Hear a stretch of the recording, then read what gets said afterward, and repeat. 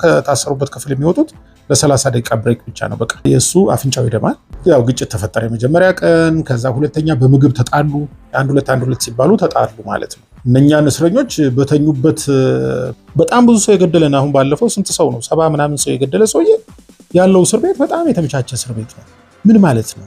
የመጀመሪያው ቅጣት ፑሽ አፕ ነው የነበረው። አንደኛውን ፖሊስ እኮ አሰሩት ራሱ ከ15 ሚሊዮን ብር በታች ትርፍ ካገኘ ኢቭን ታክስ አትደረግም። ኬንያ ከከፈትን በጣም ቆየን። የዚህ ሀገር ግን በጣም አንሰርቴን ነው። ኤሌክትሪክ ፓወር ጀነሬት ስላደረግክና ስላልክ ብቻ ሰዎች አይመጡም። እንዴት አድርገህ ፓኬጅ እንደምታደርገው ካደረግ አየርም ይሸጣል።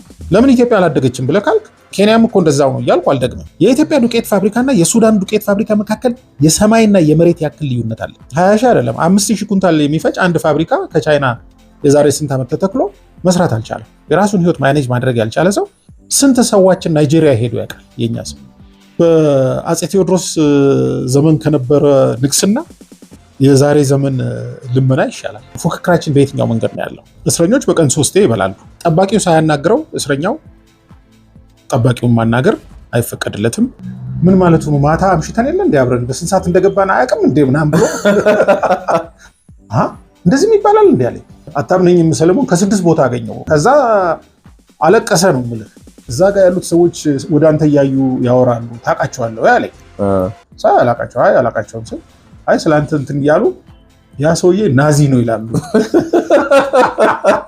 እኔ የምችለውን ሰርቻለሁ፣ ከዚህ በላይ ያለውን አልችልም አልኳቸዋል።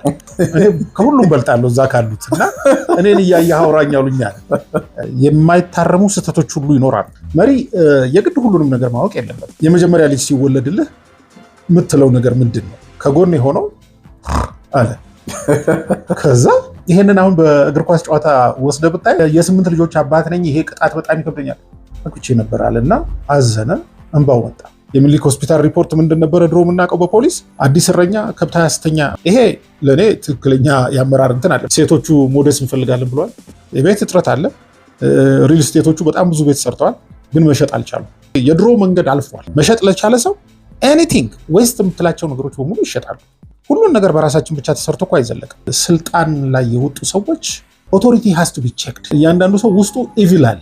በመፋለም አይደለም፣ በመደባደብ አይደለም፣ በመዋጋት አይደለም። አናይ ፎር አናይ ዊል ተርን ዘ ሆል ወርልድ ብላይንድ ነው ያለው። ዓለምን በሙሉ አይነ ስውር ያደርጋል። መጨረሻው መጥፎ መጨረሻ እንዳይሆን ሲቪል ዲስኦቢዲየንስ ስትደበደብን በመቀበል ነው።